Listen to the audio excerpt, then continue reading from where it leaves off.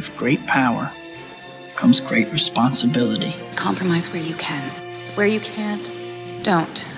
Even if everyone is telling you that something wrong is something right. Even if the whole world is telling you to move. It is your duty to plant yourself like a tree, look them in the eye and say no. You move. Never step onto the battlefield of ideas unprepared. Before you enter the fray, you need a plan. And there's no better place to get one than right here on Tactics with host Caleb Colquitt. The Situation Room goes live now on News Radio 1440. Welcome in, everybody, and a happy Tuesday afternoon. Wow, almost forgot what day it was. Tuesday afternoon for you. I guess my schedule's a little off. I was judging a debate contest earlier for the FFA. This is the week of state convention, so of course we're going to be doing several specials on the floor of the convention, so be sure to watch for that the rest of this week. Thank you so much for being with us, whether you're joining us on YouTube, Facebook, Twitch, Twitter, Periscope, however you're joining us. We certainly appreciate you being with us here at News Radio 1440. And to sort of make up for the fact that we did not get a chance to talk to her last week, we have a guest on the phone waiting right now. So welcome back, Becky Garrettson. Thank you so much for having me. And I do apologize to all of your listeners and watchers. I was so engrossed at what was happening on the House floor last week that I completely missed the call because there was a lot going on and I was actually in the gallery. And then later on, I realized, oh my gosh, I missed the call. So please forgive me. No, that's fine. And in fact, the fact that you were down there completely immersed in doing what you were doing is the reason that you're a great caller, is because you know what's going on down there. So that's one of the reasons that we wanted to talk to you in the first place. So do give us sort of an update on what was going on then and how the session kind of wrapped up. What was the action like at the tail end there? Well, I'll tell you, it was really crazy at the tail end, and the galleries were full. Everyone was, waiting till the last minute to make sure that their bills were getting passed. So, of course, lobbyists were everywhere, and it was just funny to see the gallery filled on just a regular day. But there were some interesting bills. I was just kind of looking through. I did our scorecard, which I sent to you. We were promoting 50% of them got passed, which is really pretty good. I think I had heard on Friday, I drove to Dallas on Friday, so I couldn't be in the gallery. That was the last day of the session, but I listened in my car, and it made 10 hours fly by really fast. But there were some interesting bills that came through, and one of the things they had mentioned is that of all the bills that were introduced, only about 30 of them got passed, or 32%. I'm sorry, 32% for the Senate and roughly around the same for the House. So for us to get 50% of our bills passed, we were pretty happy about that. And we've talked about a lot of those bills already, so I don't know if you want to go through anything, but one that happened on Friday that was really interesting was the medical marijuana bill. I had testified earlier in the week against the bill as it was written. There were just too many unknowns in it. And what they had done after that testimony and after everyone else had testified, they came back the next day with a substitute. And that substitute did pass the House and the Senate. So and I'm not sure if it was signed into law today. I know she was going to sign a bunch of bills, I think tomorrow or the next day. So it may be in the stack to be signed.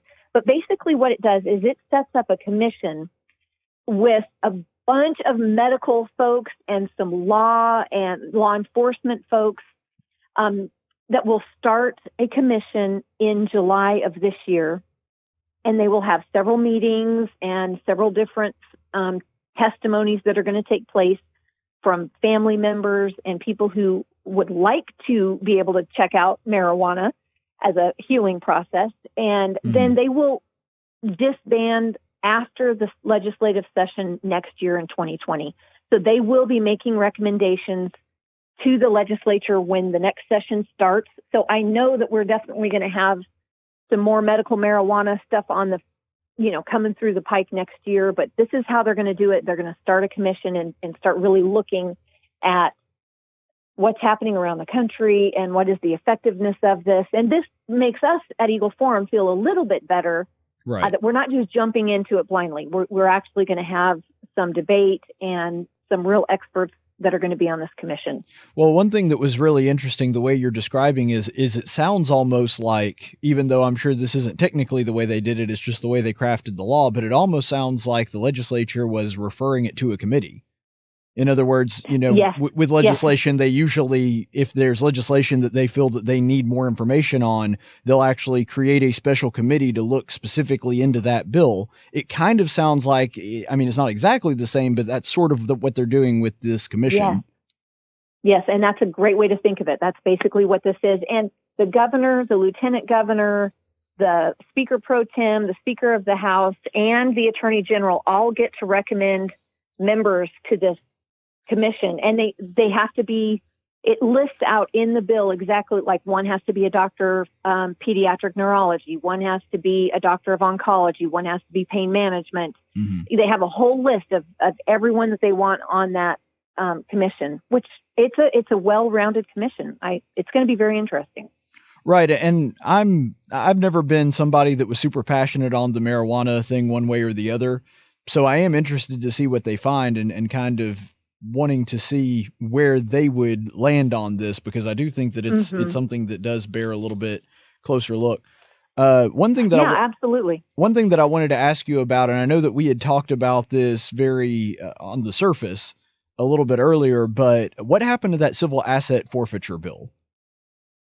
Okay, the original bill was written by Senator Orr, and it was really, they called it the Southern Poverty Law Center bill because they had a huge hand in writing that bill. And so we did not like that bill when it first came out. However, it had been changed. There had been some amendments to it. So the final version we were actually okay with. And basically what it is, it's a reporting system.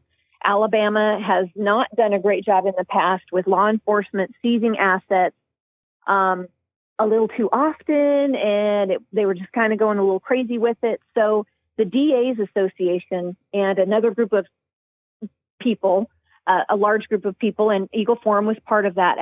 Right before the session began, they came forward with a reporting system, and we're very supportive of that, and we're at the press conference for that. So the DA's Association were, of course, watching this bill as it went through. And so now, instead of it being a voluntary system where they're going to have to report, it's now codified into law. And everybody's pretty happy with it. I'm sure next year they may make some tweaks to it, as oftentimes are done with laws, but it's in a pretty good shape that we're feeling okay about it. Okay, so to be clear, and maybe it would help, because I know that this is an issue that listeners typically, their eyes kind of glaze over when I talk about it, specifically to help you understand a little bit about this issue. What civil asset forfeiture does is it is aimed at a procedure that would remove property from suspected criminals before they can actually be proven to be guilty of a crime. The idea behind that is, if you've got somebody that's a drug dealer, or that you're pretty sure is guilty of some kind of crime where they would be moving merchandise, then you can seize their property for what's supposed to be a temporary time to be returned to them, and then due process will take over once you have the evidence for the crime. But the problem is there's been an awful lot of abuse of that, and there's been virtually no oversight. So just to clear this up, Becky, this is specifically a reporting system for civil asset forfeiture. It doesn't actually change the civil asset forfeiture laws themselves, correct? Right. This is just to make sure that everyone is reporting properly what they're taking, when they're taking it. Yes, because I think a lot of that was going under the radar, and there was some abuse of that. But yes, you did a great job explaining that. Well, thank you. That was a very, very elementary understanding of it. There's a lot more to it than that.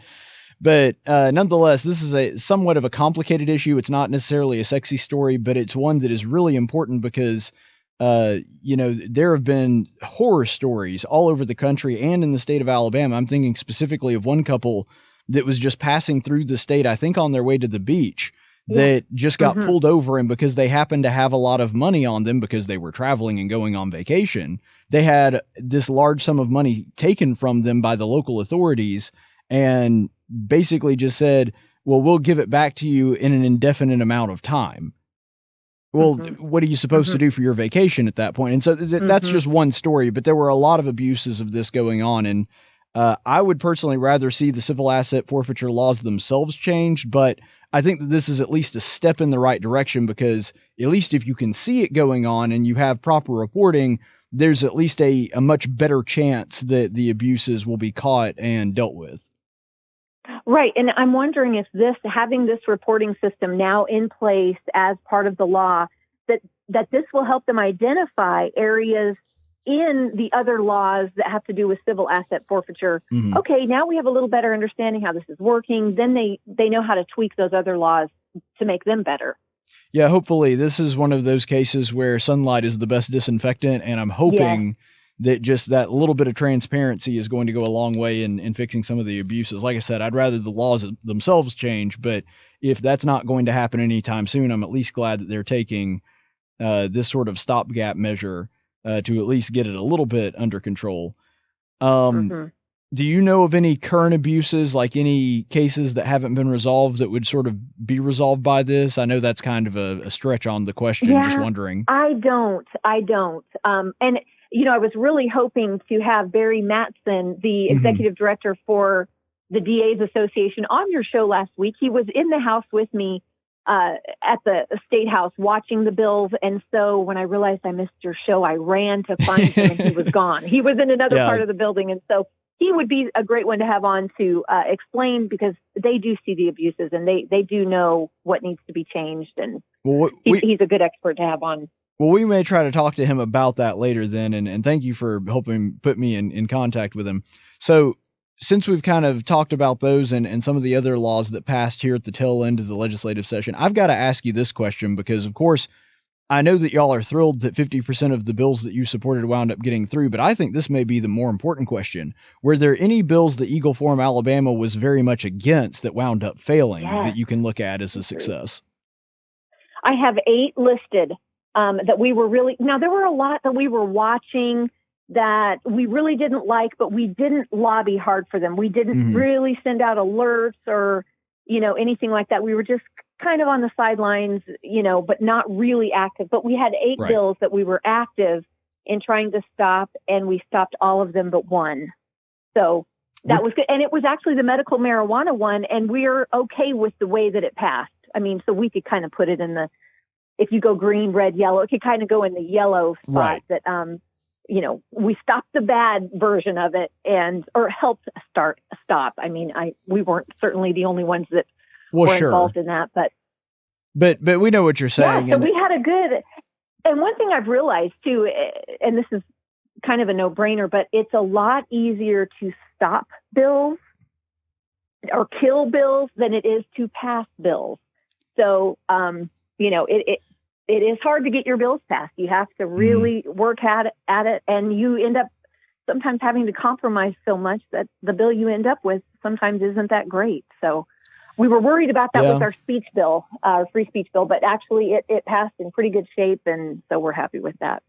Well, and of course, the abortion bill, that passed without any amendments, and that was a huge deal. I feel like if nothing else passed this session, getting that abortion bill passed was a huge win. Well, I think maybe part of the reason for that is, of course, that the right to life is the most fundamental right there is, but part of it is also just because of the controversy surrounding it. It was much more of an uphill battle than a lot of these other bills, at least, from an outsider's perspective. Sure. And it was definitely the strictest one in the land. And the fact that we got it through as strict as it was without any amendments was really a great thing. God was on our side. Certainly he was. And I have to say, though, I'm a big fan of Calvin Coolidge. I think that you and I have talked about this before, and his mantra was, it's better to keep bad bills from passing than to pass good bills. So the fact that it's actually easier to kill a bill than pass it, I think is actually a very good thing. Yes. And maybe we should make some law that, for every one bill you pass, you have to repeal 5 other bills, or, we have some kind of a funny law like that so we can get rid of some of these crazy laws that we have. Well, that might keep our Constitution from being 900 amendments long. Yes, Alabama does have the world's longest Constitution. Yep, by a good Not bit, just actually. the United States, but the world. Yeah. Right. So I think you've kind of already answered this with the commentary from the last question, but I guess since that's it, I'll sort of ask it a different way. When it comes to the bills, what do you think is the most important bill that passed? Since you already said abortion was kind of the most important one in your opinion, what would you say is second most important? Wow. There were about, gosh, I might say it wrong. I think there were close to 1,000 bills that went through this year. Of course, luckily, only 30% of those passed. Right. Well, for us, that free speech was really a big deal. But I'm sure there were so many other. We had 2 human trafficking bills that passed that I think are really important. There were 4 that we were trying to get passed. 2 of them didn't make it. Now, the great thing about that too was the human trafficking bills; those passed bipartisan. Yes, and which is great, and that's the way it should be. Especially, some of these. Also, I was looking today. There's a chemical castration bill for those who are convicted and are in prison who have molested a child from the age 13 or younger. If they get paroled, it's a requirement now for chemical castration. See, I thought that it was just straight up castration. I didn't realize that it was chemical. Was that an amendment that was added later? Well, it could be. Actually, I was listening to part of that debate when I was up in the gallery listening to that debate. And that got kind of silly because people kind of started joking around about it on the floor. And how is this going to work? And what is this? Is this going to be a pill? Is this going to be a shot? What is it? And it's medicated. It's a chemical form that's going to happen. Now, well, see, that's technically not. I remember properly that I believe if the prisoner is going to be, if they want them surgically removed, it is, I believe that I remember hearing that on the floor, that they could opt to do that. I don't know. Chemical. I don't know who in the world would opt for that. But maybe there's some who really hate what they do and they wish they didn't do it and just think, hey, if this is going to help me not be stupid and not just stupid, but be a horrible person, then maybe that's what I need to do. Maybe, but I can't think anybody would opt for that, just personally. Now, the funny thing about that is, too, and this is where my fancy ag degree from Auburn comes in handy, technically what you're talking about is sterilization, not castration. So I guess the Alabama legislator was probably using the wrong terminology there as well. Yes, you're probably right. Yeah, you're probably right.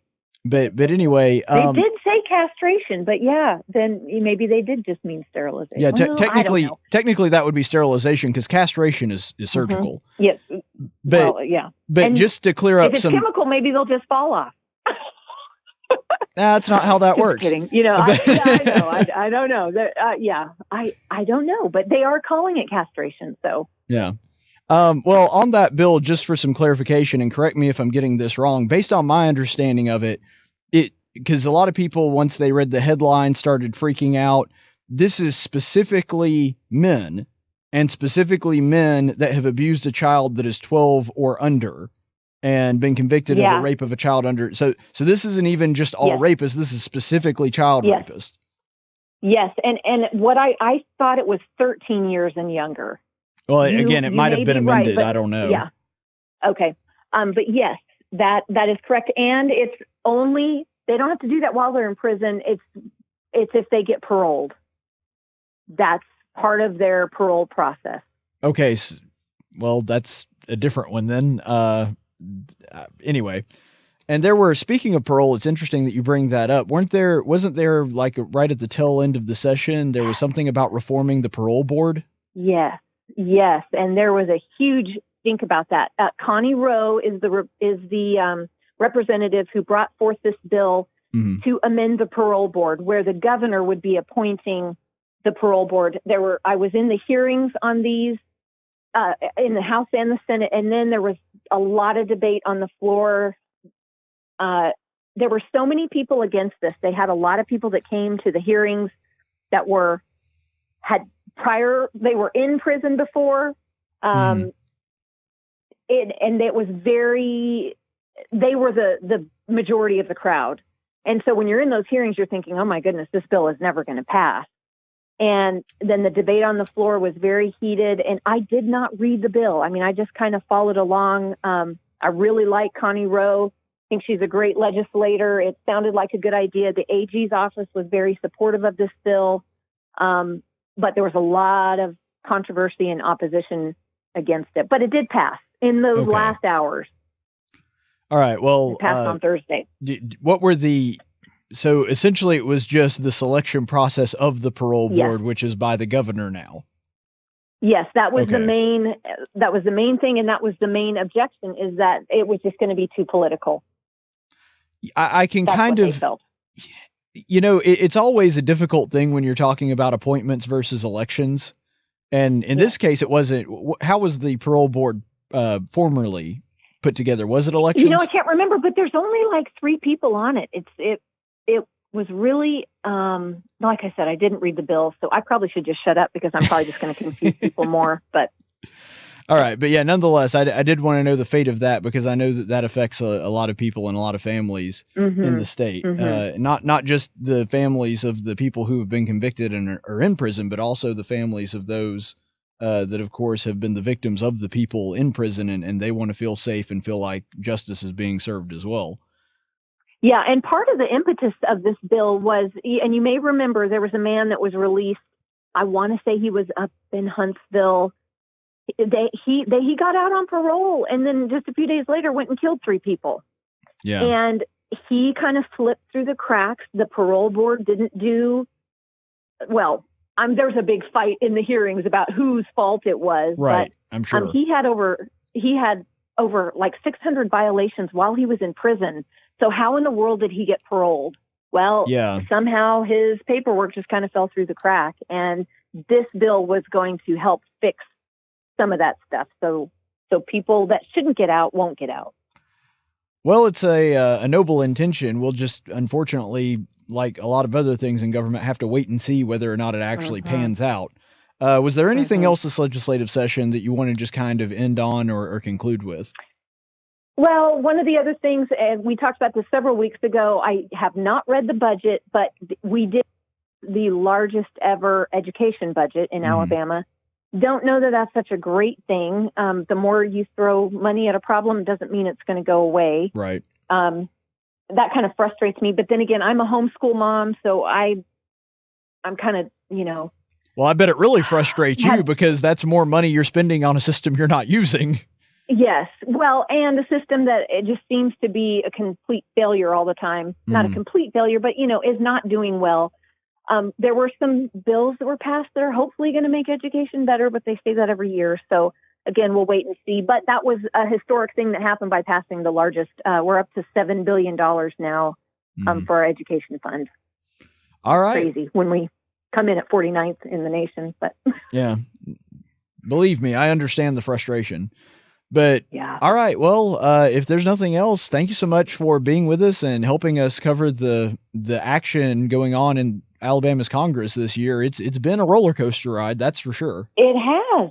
And I will be happy to keep you informed. There will be a special session. We're hearing all kinds of rumors. It will probably be in October, and it will be about prison reform. And are we going to build a bunch of new prisons? And is the lottery going to come back up as one of the ways to fund that? So I would be happy to be on the phone with you. A special session, is only a couple weeks long, but right. I'm sure I'll be up there kind of watching what's going on and would be happy to report back when that happens. All right. Well, we certainly appreciate it. Becky Garrettson of Eagle Forum, Alabama, thank you so much. And be sure before you leave to tell us where people can get more information about these issues. Yes, and if people want to sign up at alabamaeagle.org, you can sign up for our legislative updates, which are going to be a little bit different now because I'm switching over to the national stuff until the next Alabama session next January, I think is when we begin. But you can get all the latest updates, and alabamaeagle.org is where you can find that. All right. Thanks, Becky. We appreciate it. You bet. Thank you. Have a great day. You too. All right. So what we're going to do is we're going to take a quick break, and we'll be back because we have a lot to talk about. More local news coming up. We do have another story out of Carbon Hill, Alabama. There was apparently the mayor of that town who has gotten into some hot water. We're going to tell you all about it in just a second. Hey, where you going? Champ? Slugger? Hey, cowboy. Where you going? Where you going? I'm going out! All right, here we are. So you guys remember last year, one of the things I talked about in a segment called Straw Wars is how the liberals, despite no scientific evidence or backing whatsoever, believe that somehow they are saving the sea life by banning plastic straws. In response to this, Mellow Mushroom has started giving out paper straws as opposed to plastic straws. So what we're going to do is we're going to see how effective the paper straws are with the most difficult drink to drink, a milkshake. Let's see how this stands up.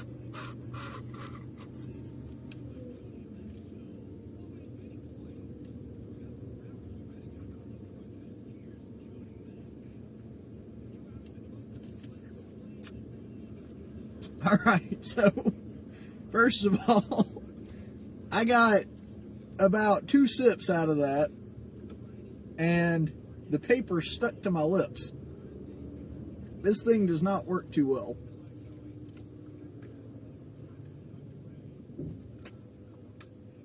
Boy, it'd take you 2 hours to drink this with this. Well, see, I'm using plastic. That's John from Millbrook, by the way. He's I the one don't care. driving. I think they use plastic because that's the best thing to use. This thing sucks. Well, actually, it doesn't suck. If it sucked, I'd be fine with it, but it doesn't.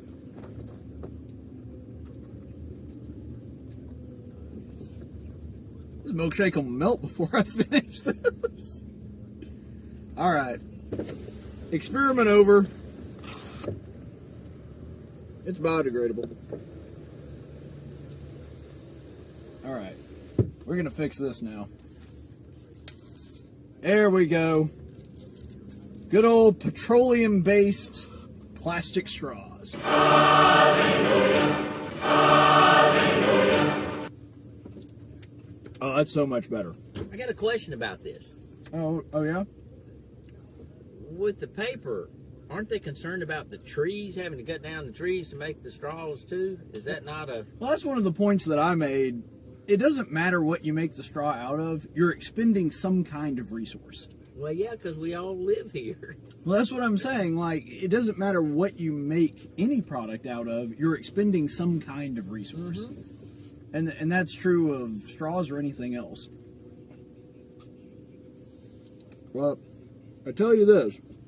Just based on this little experiment, I know that I saw that Disney is planning to go completely paper straw by 2020 on all their cruise lines and all of their amusement parks. I contend that Disney World is not the happiest place on earth if I can't drink a Dead Blame milkshake while I'm there. But I will, to their defense, say one thing. Oh? You can take a pocket knife in. So help me. That's something. Yeah. Anyway, all right, so even though this went about the way I expected it to, paper straw experiment failed miserably. I imagine if I had left it in there much longer, it would have dissolved. I had a buddy the other day that went to a place that used paper straws. He said he had to order 6 different straws throughout the course of his meal because they kept dissolving on him. Which I'm sitting there thinking, you can't tell me that using 1 plastic straw is worse for the environment than 6 paper straws. I mean, that's just common sense. Anyway, all right, thanks, guys. I'm going to enjoy the rest of my milkshake.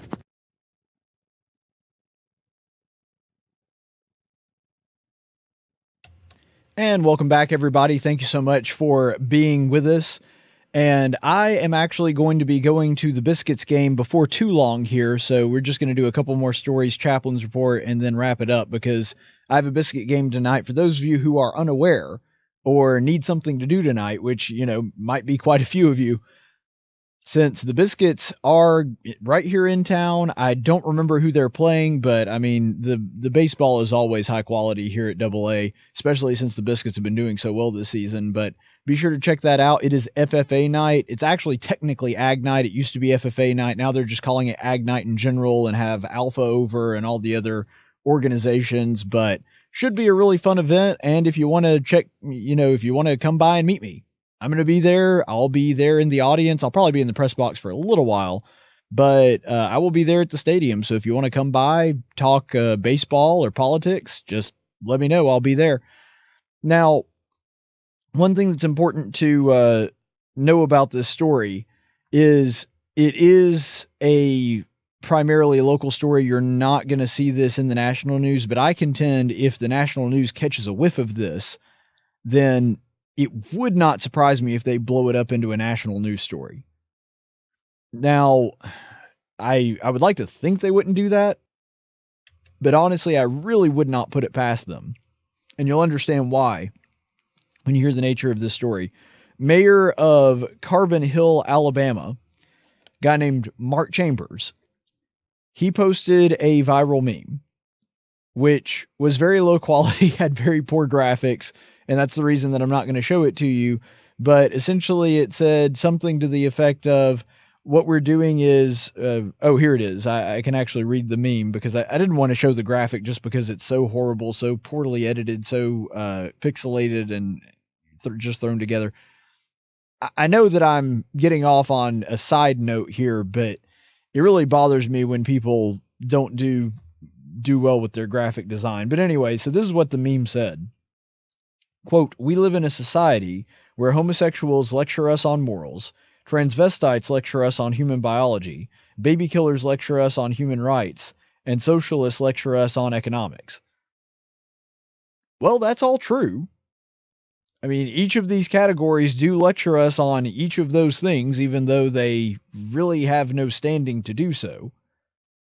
I mean, in each case, you have a group of people that have completely jettisoned and ignored the thing that they are trying to lecture us on. And so there is some legitimacy to this meme, even if the meme itself is poorly constructed. The actual content of it is not unfounded. But this led to a series of unfortunate events for this mayor. He's the one that originally posted this meme. And then Mayor Chambers' friend responded by saying, "By giving the minority more rights than the majority, I hate to think of the country my grandkids will live in unless somehow we change, and I think that will take a revolution." All right, so I'm right there with him up until the point where he gets that's going to take a revolution. And this is a sentiment that I have seen reflected in other conservatives, other people that are right-leaning, which I think is woefully misguided.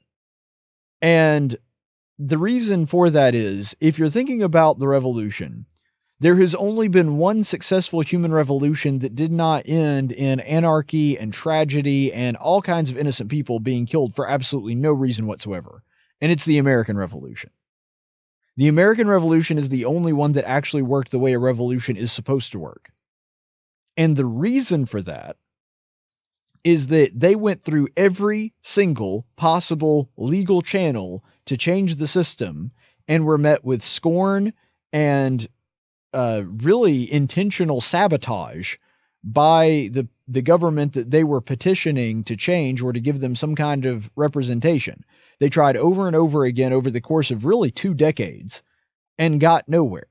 And so when they had exhausted every single other option, they decided to go for a revolution. And it's also important to note that one of the things that I contend made the American Revolution radically different from every other revolution is that we had something that they didn't. You see, in each, whether you're talking about the French Revolution, the Soviet Revolution, the uprisings in Cuba, they either went to complete anarchy or they just traded one oppressive force for another, kind of like George Orwell's Animal Farm. They got rid of the humans, and then at the end of the book, they realized the pigs are exactly the same as the humans. That eventually you got to the point to where all you did was get rid of one oppressive force to invite another in. The reason that America was different, the reason that America functioned differently, was because we were fighting a foreign overlord and we had a local government already in place. In the American Revolution, we weren't dragging government officials out and executing them with a guillotine like happened in France. We didn't destroy every aspect of authority and government structure that we had. We took those government structures and transformed them away from the British model to be in line with something that we wanted. But the structures were already there, and they were already ready to go. That's a big thing that kept us from going into anarchy. And so I've heard a lot of people, and I'm not trying to stereotype, but typically it's older people. I have met some younger people that take this stance too, that think that the only solution, the only way we're going to get out of this mess is revolution. Now, that may happen one day, but I don't think we're there yet. And trying to engage in a revolution at this point would be really stupid. And so I would caution people that are on the right, I would caution people that are actual conservatives against saying, oh, it's time for us to take up arms and go after the government. No, we still have a recourse, we still have a legal way to engage in a revolution without bloodshed, which is essentially what Thomas Jefferson referred to his his win of the Electoral College when he became president. A bloodless revolution. We still have that goal. We still have that avenue to take over. And we've had some success in that. And so if that ever goes away, if that ever is ever being completely destroyed and we don't have a way to change the government, and then we continue to try to petition the government to change and still can't, then I'm open to the idea of revolution. But pretty much up until that point, until we are at the absolute last option, no revolution. And so that's the first problem with this. But the way that the mayor responds is even worse. He responds to that comment by saying, the only way to change it would be to kill the problem out. I know it's bad to say, but without killing them out, there's no way to fix it. Now, there's a couple of reasons this is a really, really dumb thing to say. Look at the groups in the original message. Homosexuals, transvestites, baby killers, and socialists. Now, these are 4 groups of people I do not agree with. These are 4 groups of people that I think are incredibly wrong in their pursuits, be they political, moral, whatever. But I do not believe that you have to kill all those people in order to get the political result that you want. The whole idea of America is predicated on the idea of free speech and the free exchange of ideas. We don't have to agree with one another to coexist. In fact, that's the reason the American structure is put together the way that it is so we don't have to kill each other to be able to coexist. Again, going back to Thomas Jefferson, it is that bloodless revolution that he's talking about. That we may not agree with one another, but when it all comes down to it, we have an election, we decide who our representatives are going to be, and we agree to submit to that authority. Even if we don't like the results, even if we want to take it in a different direction, that's fine. That's an American idea too, opposing those who are in power, but we try to do so peacefully. This idea that we just go out and en masse kill all the homosexuals and socialists and transvestites and people that support abortion, that's not a productive way to have that conversation. Killing those of your political opponents is not something that we should be engaging in. And people on the left do it too. We've talked about that on this program multiple times. We had just a couple weeks ago, we had a guy that was saying that, the only way that we're going to get out of this is to essentially kill everybody that is pro-life. Well, yeah, we can't go along with that. It's wrong when they do it. It's wrong when people that are on the right do it. And I assume that this guy, based on what I was reading, is a conservative mayor. I mean, not a conservative mayor, a Republican mayor. So this is part of the reason that the media is absolutely losing their minds over this. But hey, on this one, I think it's fair game. It's pretty obvious that this is a bridge too far. We don't kill our political opponents. That's not the American way. That's not the American idea.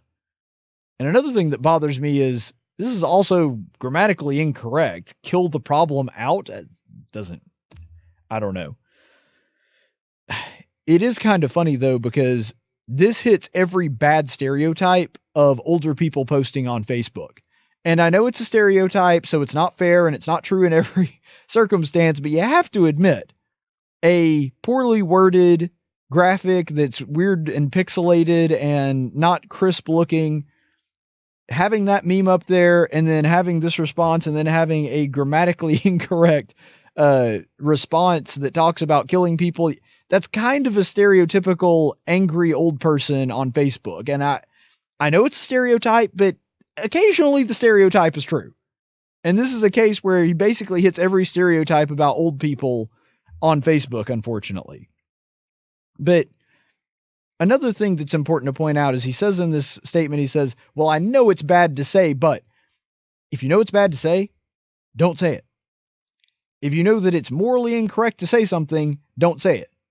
If you think that it's going to offend someone or make someone uncomfortable, okay, well, maybe you shouldn't say that, or maybe you should, because sometimes speech that offends people or speech that makes people uncomfortable is beneficial. But if you think that it's morally wrong to say it, never a circumstance where you should say that. But what kills me about this is we're not living under Sharia law. We haven't created a theocracy, because this is what happens in the theocracies in the Middle East. That people that don't agree with their religion, or people that do things that their religion says is bad, even if they're not hurting anybody, that you just go ahead and kill them. We're not living in Sharia law. This is America. We have a constitution. We don't kill our political opponents. That is not the way that this is supposed to work. Now, WSFA, our news partners, they reached out for a comment with this guy, and he denied writing it, and then later saw that he did actually write that and then called back and corrected himself, which I think to me leads that, and he didn't really think this through all the way. I think this is probably one of those things not dissimilar to Donald Trump, who just seems to tweet things at like 3:30 a.m. when he happens to be on the can. And I still am convinced that that's where a lot of his Twitter comes from. But nonetheless, that's probably what happened here. This is not something that he thought out very well. This is not something that he tried to consider all of the cost, consider all of the implications that this might have. And he just kind of offhandedly put it out there, which is a cautionary tale to everybody to be more careful about what you're posting. Think about how it's going to be perceived. And this next point really brings that to a head. WSFA said in their article about this, quote, Chambers then fumed about privacy and his Facebook page not being for public. Although Chambers acknowledged his page's privacy settings were public, he later changed the Facebook page to private. Okay, again, another bad stereotype, especially about older people. This is true of younger people too, though. I've seen it in people my age and younger. So it's not just old people, but it's more true. There are more old people that take the stance on it. And I think it is, and I'm not in any way making fun. I realize they grew up in a different culture. I get that. I'm not belittling them or trying to, look at a bunch of dumb old people posting. No, I am not in any way degrading them. This is new technology. They did not grow up in a world where information was this easily accessible. It's understandable that they don't think of it this way, because in the mind of them, and like I said, I've seen this in younger people as well. It's a computer. It's inside their house.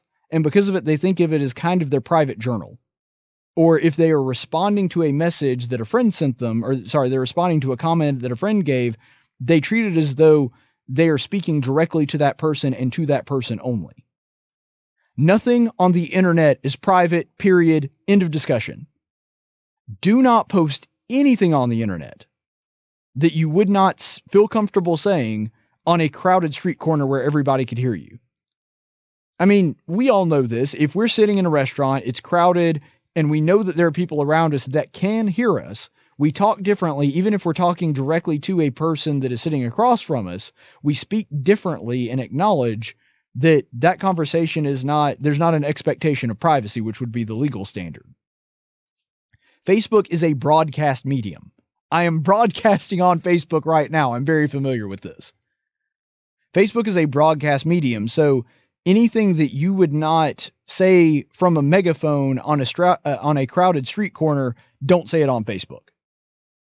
I can't tell you the number of times that people have posted something, and usually something political or something with something about the Bible, and I'll just comment on there and correct them or give my own opinion on it.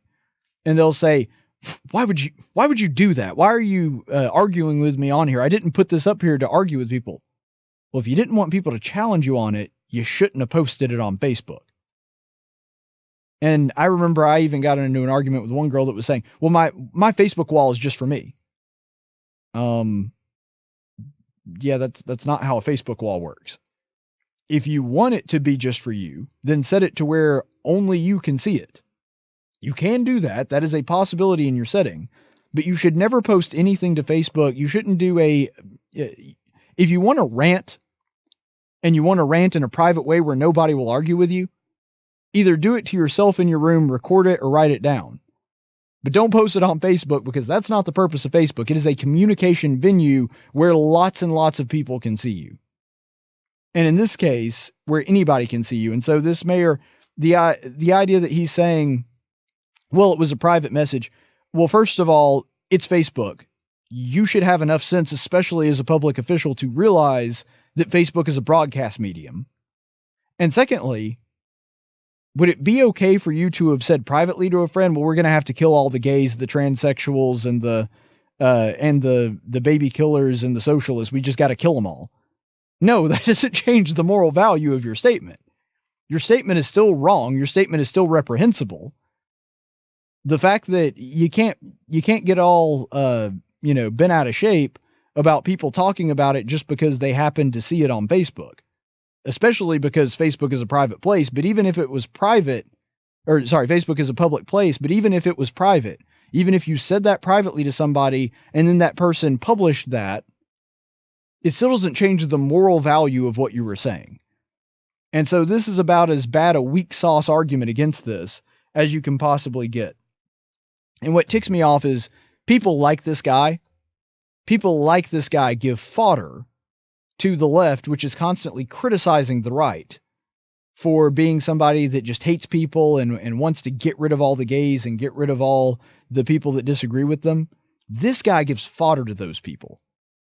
He is providing ammo to the left as somebody to hold up as somebody on the right that really does hate people, because it doesn't get much more hateful than saying, I just want to kill all the people that disagree with me.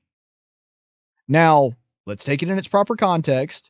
It's pretty clear, even though this is a huge misstep, and we have to call this guy out on it, and should, because what he is saying is pure evil. Nonetheless, let's put it in its proper context. This is a small town Alabama mayor who posted something on Facebook before thinking. It was stupid, and he ought to be held accountable for that. But the thing is, they have to go to the most obscure of the obscure to be able to pull this story out. They have to go to a no-name politician running a small town in rural Alabama to be able to find somebody on the right that's actually saying, let's just kill the homosexuals and the socialists. When you're talking about people on the left, this is a sentiment that is shared by a, unfortunately, growing plurality on that side. When you've got people like John Rogers right here in Alabama, somebody who is an actual state representative, saying that we have to just, kill everybody that disagrees with me, saying that we ought to just abort Donald Trump Jr. because he disagrees with me. We can go to mainstream people on the left and show you example after example after example of people saying that people disagree with me that shouldn't be alive. I can't tell you the number of times we've done that on this show. But when it comes to the left, they have to go to the most obscure person on the right that they could think of in order to get this story. It does show that there is a difference. It's evil both ways. We ought to denounce it in both occasions, which I've just done. But nonetheless, I do think that it's important to realize that the left has to dig a lot deeper to find the crazy on the right. On the left, there's an awful lot of crazy right there on the surface. You really don't have to dig very deep for it. And there is a difference there. All right, let's go ahead and go to the daily dose of stupid. That was stupid. I know it was stupid. Really stupid. Hey, I just said it was stupid.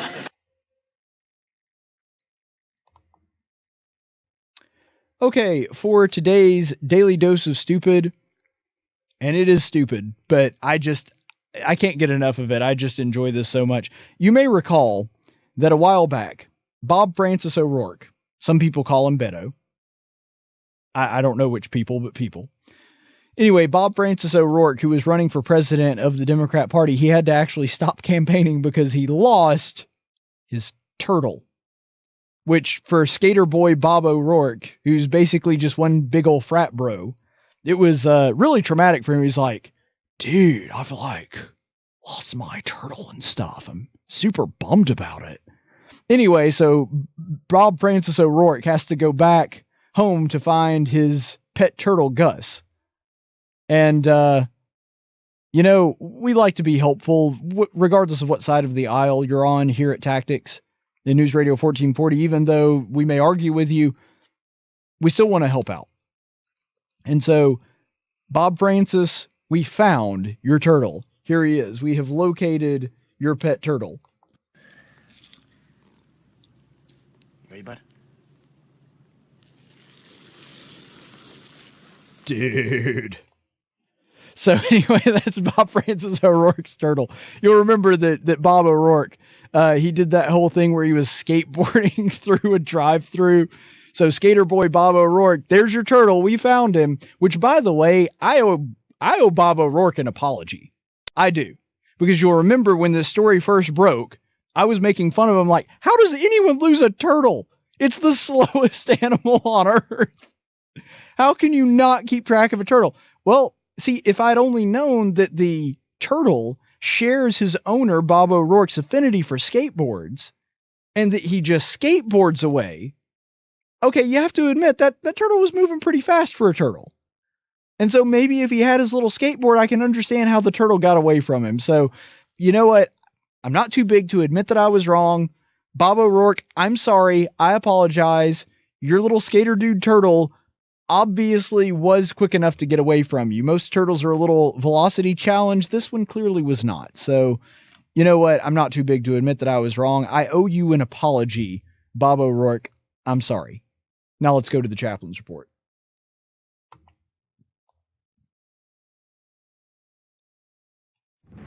In 1775, the Continental Congress created the Chaplain Corps. Under the command of General George Washington, each soldier was required to attend worship service every Sunday. While other armies advanced on their feet, Washington's troops advanced on their knees. It's time for the Chaplain's Report with Caleb Colquitt on Tactics.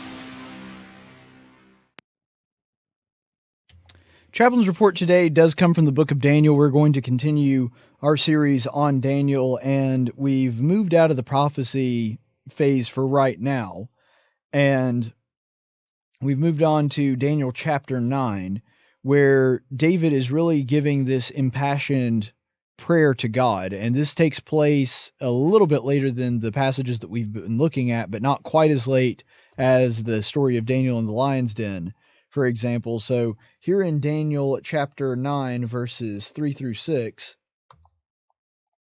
Daniel writes, "So I gave my attention to the Lord God to seek him by prayer and by supplications, with fasting, sackcloth, and ashes. I prayed to the Lord my God and confessed and said, Alas, O Lord, the great and awesome God who keeps his covenant and loving kindness for those who love him and keep his commandments. We have sinned, committed iniquity, and acted wickedly and rebelled, even turning aside from you, from your commandments and ordinances. Moreover, we have not listened to your servants, the prophets, who spoke in your name to our kings, our princes, our fathers, and all the people of the land." Daniel is pouring out his heart in lamentation. And you'll notice that even though, so far as we know, Daniel was never guilty of these things personally, he's saying that he's using we sort of in a collective sense. And so he's saying that to God, we have sinned, we have committed iniquity, we have acted wickedly and rebelled, we have not listened to your servants or your prophets. Why is he doing this?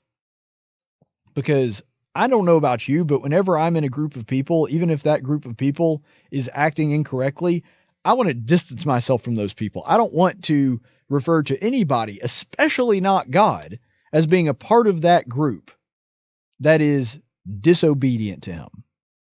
But the truth is, Daniel loved his people that much. He wasn't going to be held accountable for their sin, but he was lamenting over the fact that the nation of Israel, the chosen people of God, who had that special covenant with God that no other people in the world at the time had. Now, obviously, now that Christ has come, that covenant has been expanded to the whole of humanity. But back then, they had the covenant of Israel, where God told them that he would protect them and that he would make them a great people if they just listened to his commandments, if they just followed that covenant that he gave them with Moses. And by the way, the people of Israel agreed to that covenant and then continued to break it over and over and over and over again. And not just with the generations after the generation that made the covenant, they broke it right then and there. And so it is so incredibly sad, and Daniel is obviously distraught by this, that his nation is currently being punished because of what has happened. That his nation has been exiled from the Holy Land of Judah. That it has been jettisoned, that their people have been taken away from their homeland, not able to worship God in the temple. They don't have the connection to that promised land that they once had. And Daniel is so sorrowful, so upset that it's going on, but he acknowledges it's not God's fault. God held his end of the bargain. God did what he said he was going to do. God told them when the covenant was made, he said, if you obey my commandments, if you listen to my law, if you do what I tell you to do and be my children and act obediently, I'm going to bless you and you are going to prosper. And so Daniel is very distraught, very sad that Israel finds itself in the predicament that it is in right now, where he, among others, are Israelites living outside of God's holy land, the land that he gave to their fathers, specifically because of their own sin, their own iniquity, and their own rebellion against God. But Daniel acknowledges that. He's saying, look, Lord, I'm horribly upset about this, but I understand it's not you. If we had done what you told us to do from the beginning, this wouldn't have happened in the first place. And so I think this shows a great deal of spiritual maturity. And I've been guilty of it too, so I'm preaching to myself here. But so often when we have something go wrong in our life, sometimes we blame God. Even if we wouldn't say that out loud, we almost look like, God, this isn't the way that life is supposed to be. I'm not liking what I'm seeing here. Do we ever stop and think, and we should stop and think the way that Daniel does, is maybe the problem's us. Maybe the reason that we don't have the things in life that we want, maybe the reason that we are not getting the things out of our life that we desire is because we're not doing what God said. Now, I'm not a preacher of the prosperity gospel. I'm not saying that if you just listen to God's commandments that everything is going to go great in your life, you're never going to suffer. I don't believe that at all. What I am saying, though, is if you are having problems with anxiety or stress, or there are certain aspects of your life that you don't like, and I'm not even talking about the physical thing, I'm talking about you are spiritually not where you need to be, maybe you need to stop looking at God and start looking at yourself and say, there's some things that I need to do to be in accordance to God's word, to become closer to God.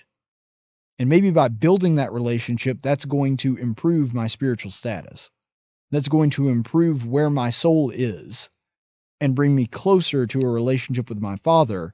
And maybe that'll start mending the pain, mending the hurt in my spirit. Daniel very wisely and very maturely recognizes, yeah, the covenant is not being fulfilled, but it's not because God didn't keep his word, it's because we didn't keep ours. And that's the same thing that God promises. God doesn't promise an easy life. God doesn't promise you're never going to face hardship or horrible things happening to you, just like Daniel, even though he did the right thing, wasn't experiencing that. But you know what God does promise? Salvation and peace. A peace that passes all understanding. Contentment, joy. Those are things that God does promise regardless of your worldly circumstances. And if we're not experiencing those things, it's not because God didn't keep his word. It's because we didn't keep ours. That's a lesson that we can take away from Daniel's prayer. We need to pray like Daniel prayed. And remember that when we're asking God for whatever request it is that we make known, He wants that. He desires that for us. But He also desires us to recognize that if there is something that is spiritually not being fulfilled in our lives, it's not because God didn't fulfill it. It's because we're not acting in accordance to the covenant that He made with us. Stay the course, friends.